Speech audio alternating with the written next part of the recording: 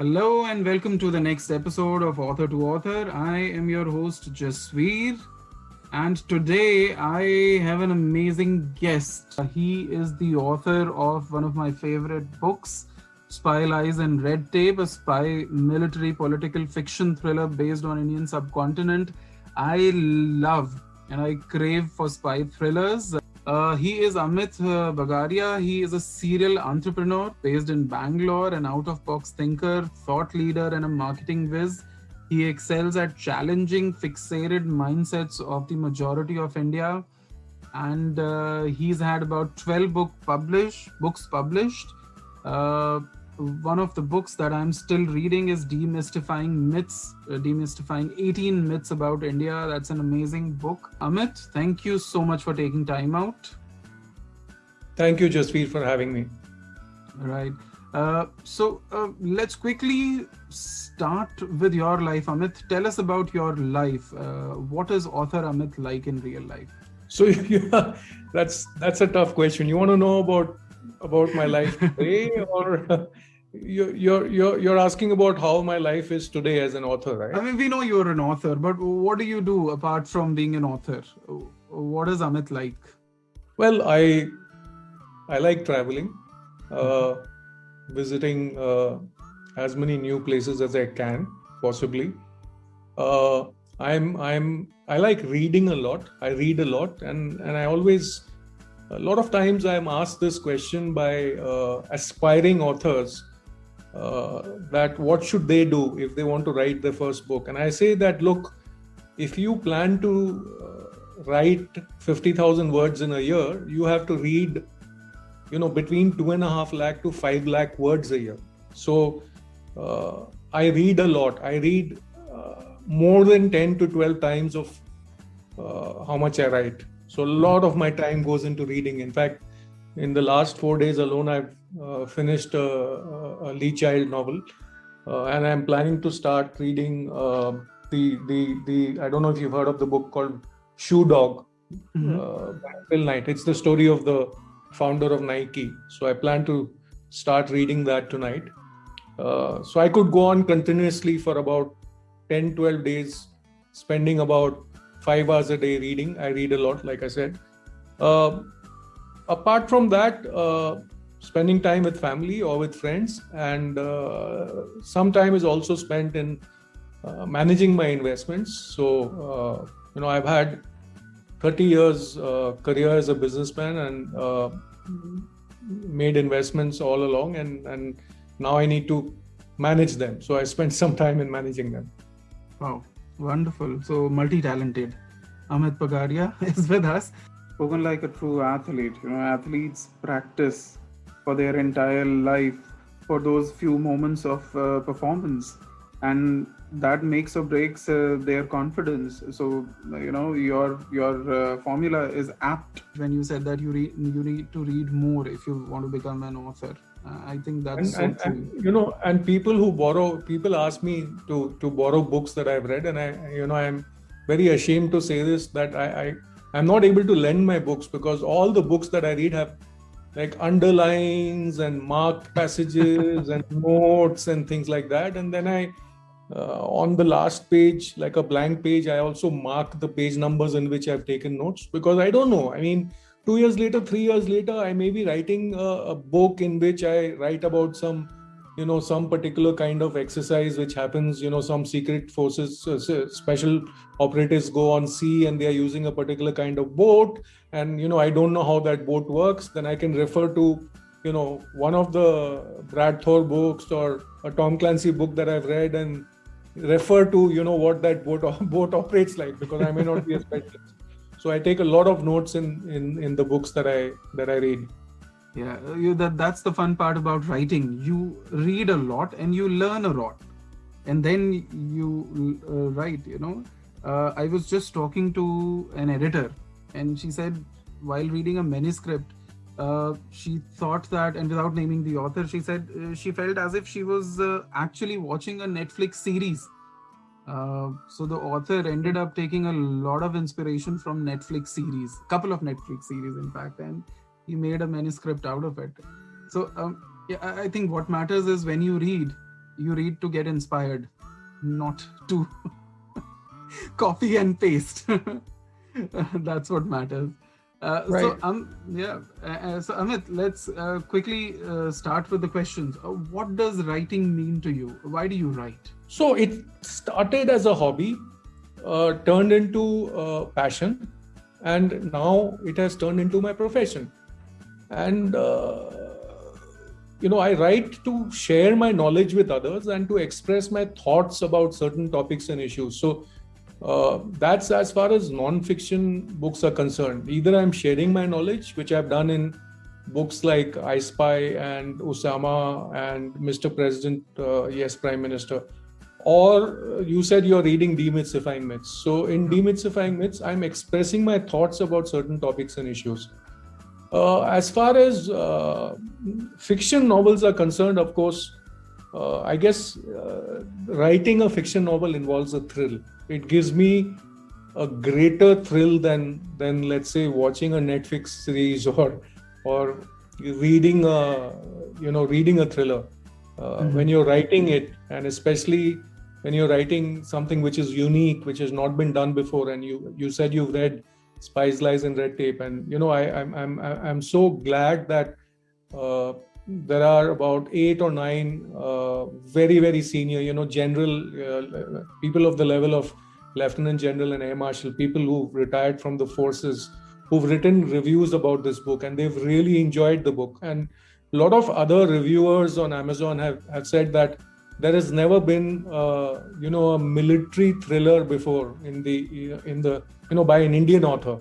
So although this is not a pure military thriller, it's a spy political military thriller, but I really enjoyed writing that book. And even the latest book that I've written, the latest fiction novel that I've written, although it's a very short novel, it's under 10,000 words. It's called The Tiger Gets New Teeth. I really enjoyed writing that, and I plan to write a lot more such thrillers. Mm-hmm. And when did you start writing? What is the first instance when you actually thought that you would write? And what did you start writing first up? So believe it or not, my first published article was when I was in class 4 in school. And that was a small short story about a boy called Hari. And God visited him and told him that if he had one wish, what would it, if God granted him one wish, what would it be? And Hari said that he wanted to see all unhappy children in the world to become happy. And God said, wow, that's not a wish that even I can grant. Something like that. I don't remember it fully, but it was something like that. But anyway, that was back in class 4. Then I started writing as co-editor of my high school newspaper as well as yearbook at Bishop Cotton, Bangalore. And then I continued writing first as a news reporter and then as the news editor of the weekly newspaper at my university in the US. After that, after university, I started writing guest articles for several daily newspapers, such as the Economic Times and Indian Express and DNA, and also sector-specific magazines, especially in the retail and shopping mall industry. I wrote a lot of articles for them. 6 of which were actually selected as cover stories by those magazines. So that was all, I would say, in a way, informal writing. My first book I started writing in October 2017, and this was published in April 2018. And as you said in the intro, I've written 12 books so far. Mm-hmm. Quite a colorful journey you've had as a writer, as an author, right, since childhood. So what was the source of inspiration for writing earlier? Has it changed or does it remain the same? Now that you're a published author, so has it changed somehow?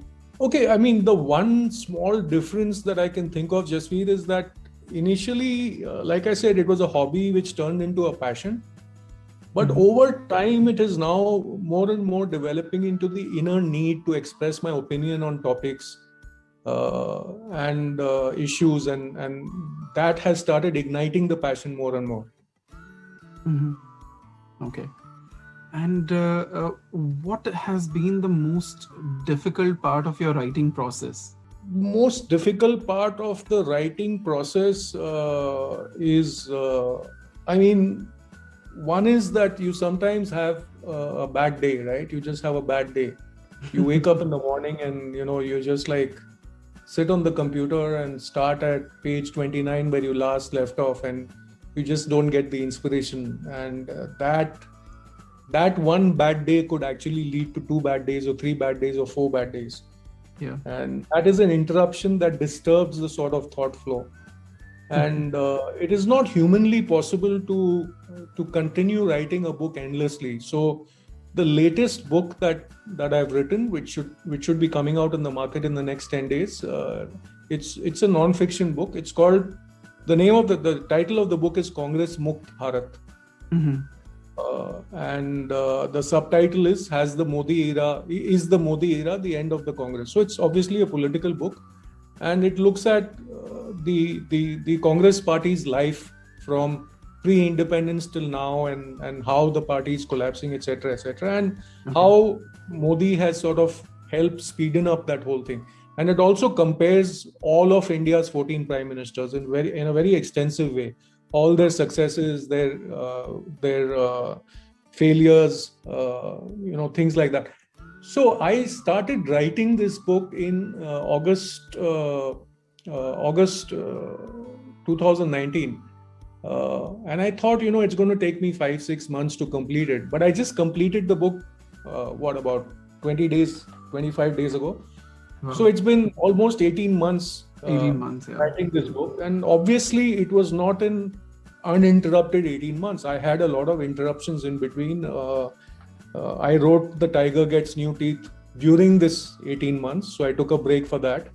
I also wrote 220 plus blogs on COVID, especially after lockdown started in India. I was writing 2 to 3 daily blog posts on COVID, because it was a new thing in India, and I was sharing a lot of data in my blog, a lot of modeling that I was doing, data modeling as to what could happen, what kind of numbers India would hit, and things like that. So again, that was sort of an interruption.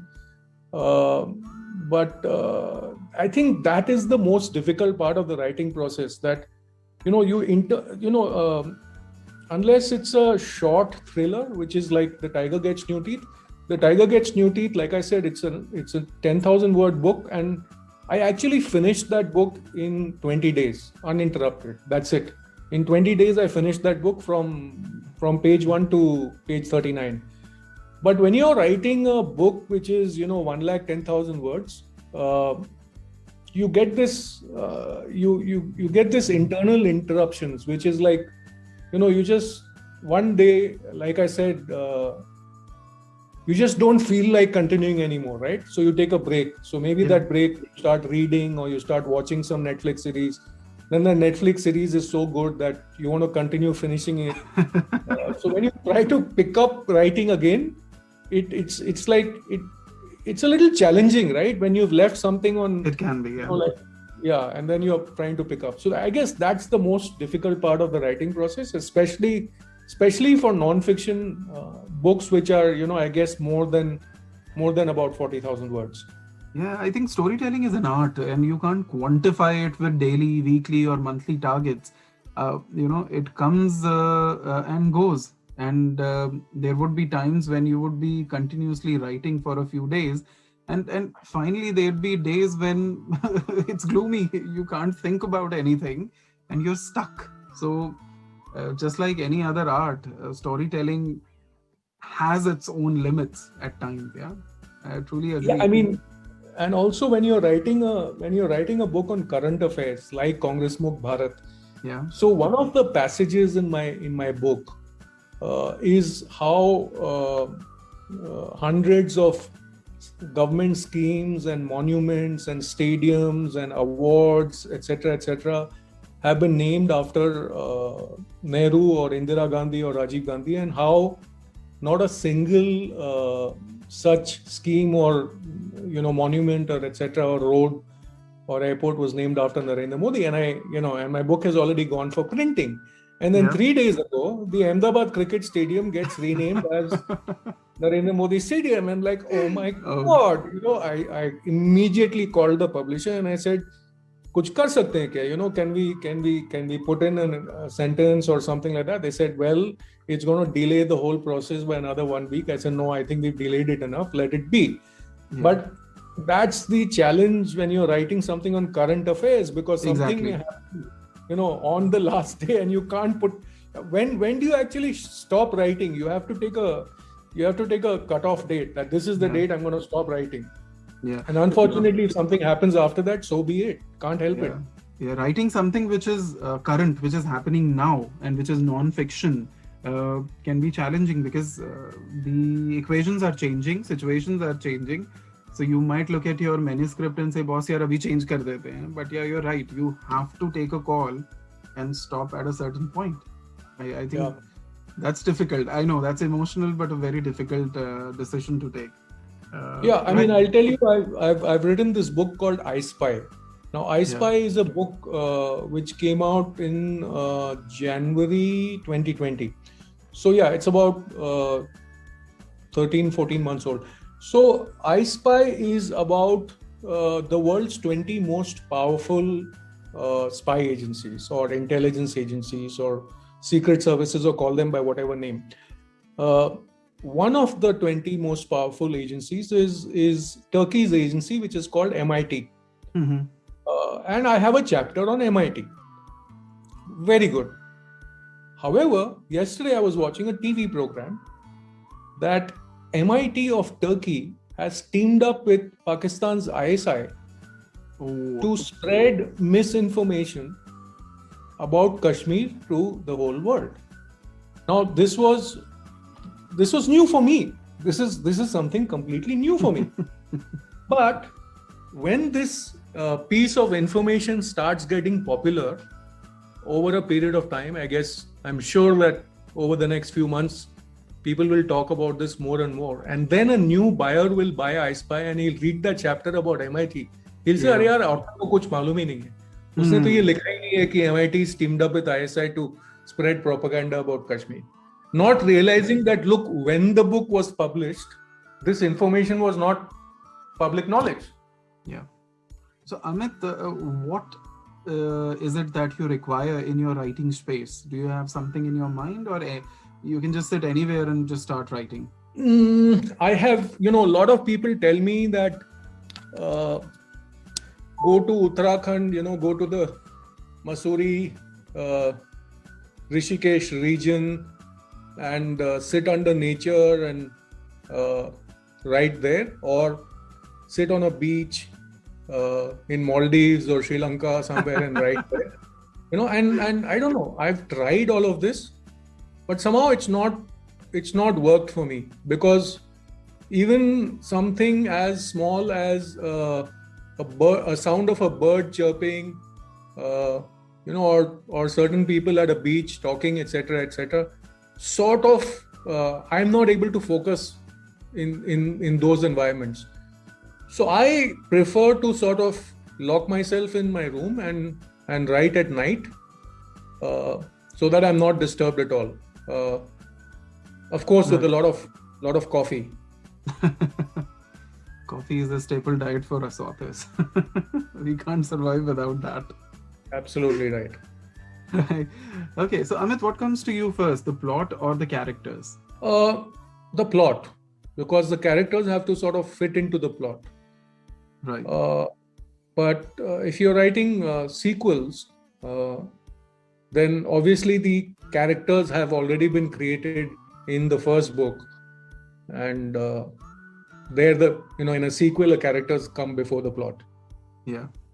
So because by the time the sequel happens, the characters are already in place. That these are going to be part of your stories, right? Yeah. Okay. Yeah. So let's have a few of your favorite lines from your story. So since you've used the word story, you mean fiction story, obviously, right? as Fiction non-fiction or books.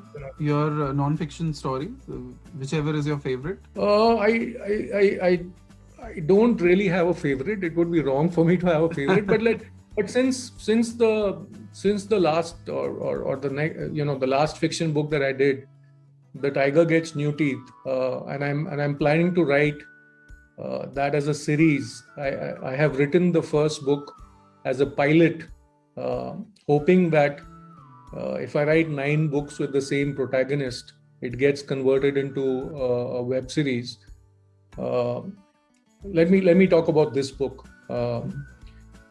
In this book, basically, I've created this new organization. So it'll come through when I talk about my, like you said, my favorite lines.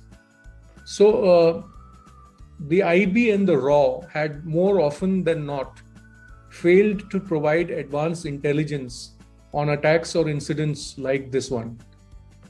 They were almost always clueless and ran around like headless chickens. And there was no national police force or agency which could be expected to investigate and solve this crime and bring the culprits to justice quickly. No, the Prime Minister had to turn to someone else. He said to the National Security Advisor, "I want ISCO to be in charge, with no interference from any ministry, government agency, or department." The Prime Minister felt that certain national security operations had to be kept secret from grandstanding politicians and media persons who would rather expose India's throat to the pack of wolves attacking the country than find the courage to do what was needed. The political class and the media had become completely disconnected from reality. It was evident from their asking for greater rights for terrorists than for the people serving in India's various national security agencies. So, Jasveer, let me tell you that whatever I've said, these lines, they have a very, very deep meaning to me. Mhm. And the reason is that I really feel very sad for India when I hear these things of Afzal Afzal hum sharminda hai, tere qatil zinda hai, right? Or when I see that people are going to wake up Supreme Court justices at 3 o'clock in the morning, asking that a terrorist should not be hanged, or when people say that such and such person, their human rights should be protected, etc., etc. I mean, the point is that if in a court of law the agencies have proved through evidence that the person is a terrorist and has been involved in whatever kind of crime, whether it's killing 3 people or 30 people or 300 people, and the person is sentenced, and then you start talking about human rights, but you don't think about the human rights of those 3 or 30 or 300 that have been killed. It's a shame. I mean, take for example, the most popular, unfortunately that's the word I'm using, popular terrorist attack in India in history, which is the 26/11 Mumbai attacks, where after like very, very, very intense investigations, the agencies proved to the court that Ajmal Kasab was involved. I mean, the others had been obviously killed. So Ajmal Kasab was the only Pakistani terrorist who was caught alive. And the Supreme Court finally passed the sentence that he should be hanged to death. Despite that, there were Indian NGOs which were asking him to be pardoned. They were appealing to the President of India, pardon him, etc., etc. Now, 165, 166 people lost their lives in that attack. What makes these people sort of ask for pardon for a terrorist? I'm personally, I'm not able to understand this. And it's not something that happens only in India. It happens in many other countries also. And I guess this is one of the things that, this is one of the disadvantages of living in a democracy, that you have to deal with all of this. Uh, but that's why this particular phrase that this particular paragraph that I created, and I'm going to read it out again. The Prime Minister felt that certain national security operations had to be kept secret from grandstanding politicians and media persons who would rather expose India's throat to the pack of wolves attacking the country than find the courage to do what was needed. The political class and the media had become completely disconnected from reality. It was evident from their asking for greater rights for terrorists than for the people serving in India's various national security agencies. So, it has, like I said, a very deep meaning for me. Yeah, I think that's so true. When you hear people advocating for the terrorists, you're indeed, disbelief and shocked. Why aren't they actually advocating for the victims of those terrorists? And I think that makes sense. That surely makes sense what you're saying. So now that you've talked about a web series, right? You've mentioned yourself. So if your book were made into a web series, hypothetically, or a movie, which actors would play your characters? Who do you have in mind?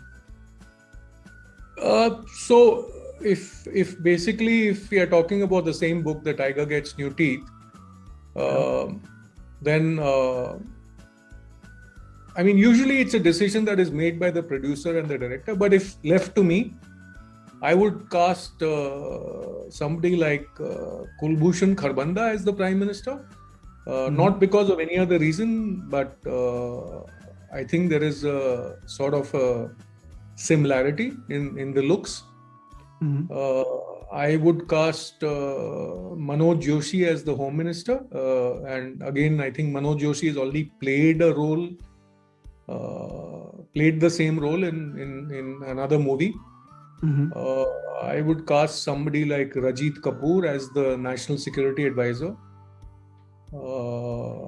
Maybe Rahul Bose as the Defense Minister. And Madhavan, the South Indian actor Madhavan. As Krish Sundar. Krish Sundar is actually in my book. He's the CEO of ISCO. ISCO is the protagonist agency that I have created in the book. Which is basically Indian Security Services Company, which is a privately run but government-funded intelligence and security organization. So Krish Sundar, who also in the book happens to be a South Indian, and so does Madhavan, and I love Madhavan's acting. So I would put him as Krish Sundar, and he's one of the main characters. Then I've got these two. I've got these characters who are very senior people in ISCO. Basically, the number 2 in ISCO is a lady by the name of Leah Cohen, who's an ex-Mossad officer, and Gal Gadot, the pretty-looking Gal Gadot. She's played a couple of roles as Mossad officers in Israeli TV series, web series. So she would be ideal, of course, if someone in India can afford her.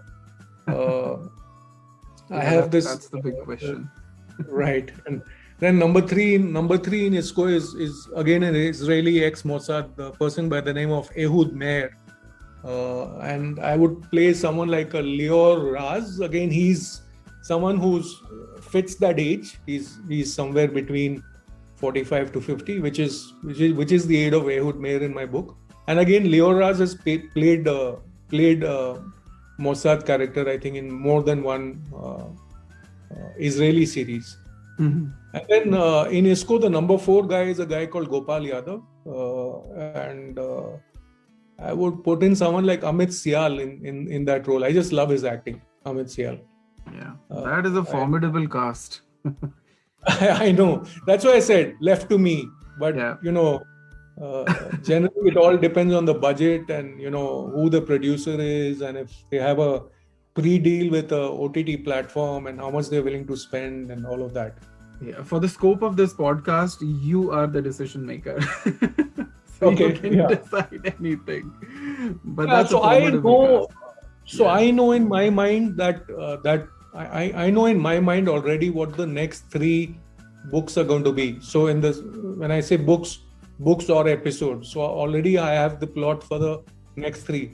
So I know that these. So let me tell you a little bit about the first one. The first one basically starts with this multiple bomb blasts that take place in the residence of the president of an opposition party, uh, which is a lady. So you don't have to really guess who it's inspired by. In the book, I've written European-born lady, so it becomes even more obvious. I'm not trying to hide the fact who I'm talking about. And this lady and her family members and a lot of the family loyalists are killed in that attack. And that's when the Prime Minister calls upon ISKCO to investigate. And this is ISKCO's first assignment. So I don't think that I've read a lot of books and I've seen a lot of TV series, and no plot like this exists in India. No such serious political assassination has taken place. My second book or episode, and my third and my fourth are again very, very unique. They are not the usual stuff that you see Pakistan or Afghanistan or stuff like that. They are very, very unique. So, like you said, if for the purpose of this podcast, I would do the casting. I would do the casting based on the fact that I see the potential for this 9-episode series. I see a huge potential. Of course, as the author, I'm also biased. I won't. I am not ashamed to say that. Yeah. So, the titles of all your books are pretty unique. So how did you come up with the title? Is there a process, or you go with the story and then come up with the title? So if I talk about again The Tiger Gets New Teeth, basically in the last few decades, in the world of international geopolitics, China is referred to as the dragon and India is referred to as the tiger. But unfortunately, after 9/11, after 26/11, etc., and in fact even before 26/11, because of several terrorism attacks starting in the mid 1990s, India started getting referred to as the sleeping tiger. So here, with the use of ISKCO, I've sort of woken up the tiger and also given it new teeth. And therefore, I thought that The Tiger Gets New Teeth was appropriate. Yeah.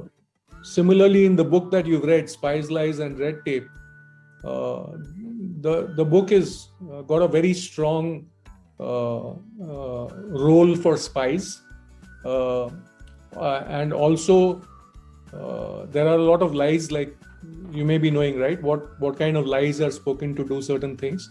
And then the red tape is the Prime Minister there in that book trying to stop the armed forces from taking action. So that's the red tape. So that's how the title sort of came about. And also it came about because there is a very famous film, very old film, I think of the 60s or 70s, called Sex, Lies and Videotape. So sort of inspired by that. Okay. So yeah, I try to think of unique titles, not just for the books, but also for the chapters. Yeah. We've talked a lot about spies. We've talked a lot about the red tape, political system in India. Yeah, So, is that the genre that really attracts you the most? Yes. One of the reasons being that I have found I have done a lot of events on college campuses where I speak about my books, etc. And in interactions with students, I have found that the reading habits amongst the youth of India is they only read romance books. And like you said in the at the beginning of this podcast, that reading also helps to increase your knowledge. Now, when it is romance books, obviously the romance books is not increasing anybody's knowledge. It's only entertainment, It's right? entertaining. Yes, yes. So when I'm writing fiction novels uh, involving politics and spies and military or special forces, security forces, etc., then I'm trying to create a market where the young reader not only gets entertained, but also in a camouflage manner gets better educated about current affairs. Because I have found in interactions with these college students that they are very, very, very weak on current affairs. I mean, uh, you won't believe it, Jasveer, but I wouldn't be wrong if I tell you that 85% of the college, I'm not even talking about school, 85% of the college students that I've interacted with don't even know what the difference between Lok Sabha and Rajya Sabha is. They don't know how, they don't know what the EU is, the European Union. They don't know how many states India has. There are, it just shocks me about their lack of knowledge of so many basic general knowledge things, which at least in my school days, it would be surprising if college students wouldn't know about. By the time we were in class 9 or 10, we knew about these things. Mm-hmm. Take, for example, Spies, Lies and Red Tape, right? Spies, Lies and Red Tape, if you have read the book, it actually gives dates of events, right? Mm-hmm. The book is written in the future in 2021 and 22. I wrote the book in 2020 and I was writing about events that take place in 2021 and 2022, right? Mm-hmm. And I talk about the hijack of the aircraft of this prime minister, right? Not hijack, but the prime minister's aircraft being missing. And there are at least 3 or 4 people who have written reviews on Amazon where they have said Indira Gandhi's aircraft is missing. Now, how the hell does Indira Gandhi come alive? Yeah. How the hell does Indira Gandhi come alive in 2021-22? So that's how Hilarious. much. Yeah. So that's why I think writing about this genre, I expect that over a period of time, as one reader for the first time reads the genre and enjoys it, will then wait for my second book and my third book and read that and get entertained and educated. Mm-hmm.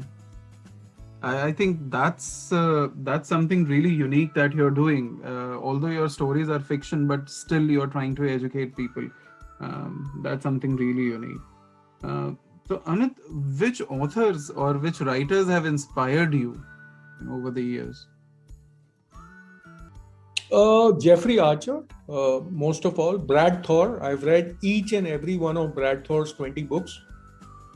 David Baldacci, of course, again a contemporary author. I've read, I think, somewhere close to 35 David Baldacci books. James Patterson, some of his books are excellent. A couple of them are average, but again, I think I've read about 7-8 of James Patterson books. And Lee Child, the famous Jack Reacher series of Lee Child. Mm-hmm. So yeah, these are the authors that have inspired me. In a way, little bit Tom Clancy also, but over a period of time, after Tom Clancy's death, although the books keep getting written under his name, the quality has really fallen. Whether it's Mark Greaney or Mark Cramenon or whoever is writing this book, I think the quality is not the same. Yeah, I agree. Quality is not the same. Yeah. And finally, Amit, what is that one message that you would like to give to young and aspiring authors? We've talked about it in the beginning, but let's have it formally from you. I think the big message that I would like to give to them is do not copy. Yeah. So many new authors end up copying existing famous or successful authors. So the stories are like a rejig of some famous Chetan Bhagat novel or Durjoy Datta or Ravinder Singh or Preeti Shenoy or Sudeep Nagarkar. One of their books is different names of the characters, and maybe the places are changed, etc., etc. But it's some romance, where the affair starts in the college, and then someone gets married, and there is a third friend who's jealous, etc., etc. A lot of rejigs of these novels. So, a copy can never be as good as the original. There are so many other genres to write on other than romance and self-help. I mean, I've read some self-help books. I won't name the author, but I read this self-help book from someone who said that he's a social media expert. And he wrote a self-help book on how to become big on social media. I didn't read the book. I saw the book at a book fair. So I had my phone with me, and I quickly went to Instagram and saw how many followers he had, or Twitter, or believe it or not, he had like less than 1,000 Instagram followers, less than 100 Twitter followers. Right. And he was writing a book on how to increase your social. Yeah, I mean, how to become a social media expert or whatever, right? So this is a guy who needs to use his knowledge first on himself. on himself, yeah. So, if people are writing self-help books, they should be an expert on the subject that they're writing on, right? Otherwise, it doesn't make sense. Exactly. And I picked a new subject in Spice, Lies and Red Tape, which was my first fiction novel, right? And it has crossed sale of 12,600 copies and continues to sell well month after month, despite being in the market for 16 months. So it's not a new attraction anymore. It is, it's been there 16 months, but still 800 to 900 copies are sold every month in a completely new genre. So why shouldn't other authors try new genres like this, where internationally thousands and thousands of novels exist, right? I mean, psychological thrillers or political thrillers or writing on I mean look at books like Dan Brown's books, right, about the Bible, things connected with the Bible, right? Exactly. I mean, has anybody in India, I mean, of course, people like Amish have written on, they've recreated mythology, etc., but no one has come close to writing books like a Dan Brown, right? Yeah. True. I think India is a land with rich culture, rich and ancient culture. We've got tons of stories lying there. We just need to do our research rather than, just look at a story and then try and copy it or try and sort of create your story based upon a existing story. We've got tons of story. I agree with you. And Indian culture, when you look at it, Indian history, when you look at it, it goes back to many thousand years. We've got stories, and people like Amish, and of course you guys are sort of using the stories which are there. Yeah. So I think all people need to do is open their eyes, do their research, and find out those stories. Yeah. All right, Amit, thank you so much for taking time out to speak to me. I'm sure the listeners have really enjoyed the conversation. We look forward to your work in the future, and I'm looking forward to that web series which you're talking about. I hope that comes up very soon, and with the same cast that you picked. I would love that series. I said, if wishes were horses, beggars would ride. And no, I have my fingers crossed, and your wishes must come true. That's a formidable cast. I would love Madhavan in a series. It's been ages since I have seen him on screen. I love that guy. I think he's one of the most underrated actors in Bollywood in Hindi cinema. He has in fact, he's recently come in a series. It's called Breathe. Breathe. Breathe has been about, let's say, 1.5 years. I want to see more of him. I love Breathe. I want to see more of him. So I hope your wish too comes true. And thank you. Right. Thank you so much for taking time out, Amit. Right, guys, that was Amit Bagaria for you, a multi-talented author. And you can check out his work on Amazon and other places in different formats. It's available in ebook and paperback. And thank you so much for listening to us. I'll get back to you with another guest very soon. Till that time, take care and have a great day. Thank you.